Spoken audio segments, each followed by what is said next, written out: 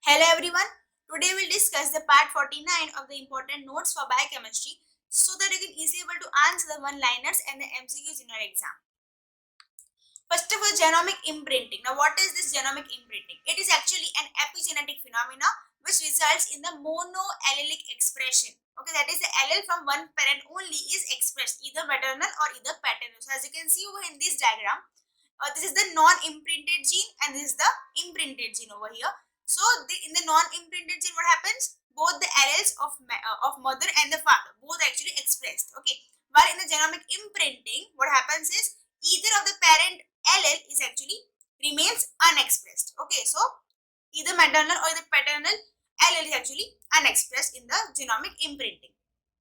So over here, first of all, the paternal imprinting. So in the paternal imprinting, what happens? That means the paternal allele is inhibited and only the maternal allele is functioning, while same for the maternal imprinting.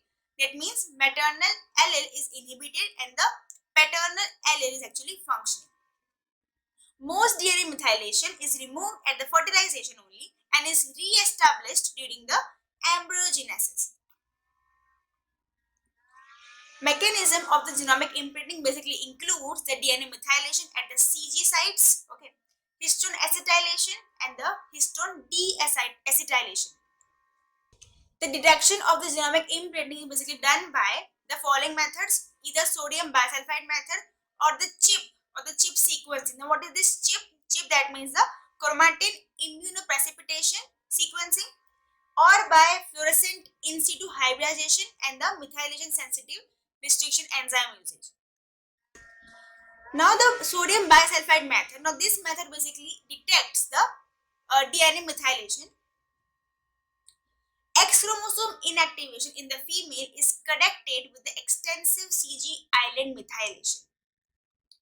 Alteration in the gene and the CG island methylation patterns are basically seen in the A gene and also in the cancer.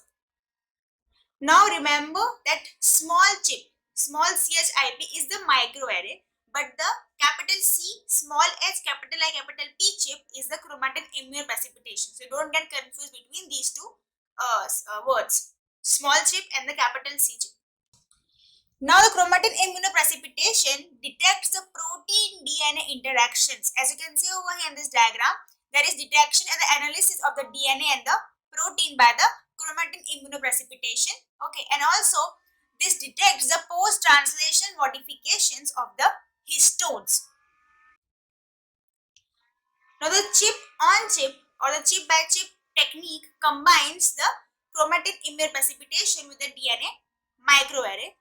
The chip-by-chip can detect the protein-DNA interaction in vivo. So what is CHIP?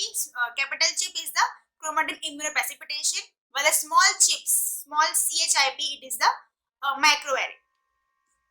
RNA immunoprecipitation and the cross-linking immunoprecipitation detects the binding of the protein to the RNA.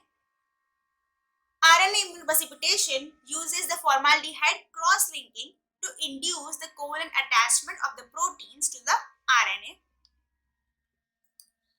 The cross-linking immunoprecipitation uses the UV cross-linking to induce covalent attachment of the proteins to the RNA.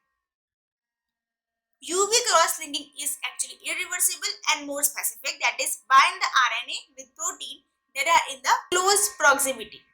So today up till here, we'll discuss about the further important notes in our next video. Thank you so much.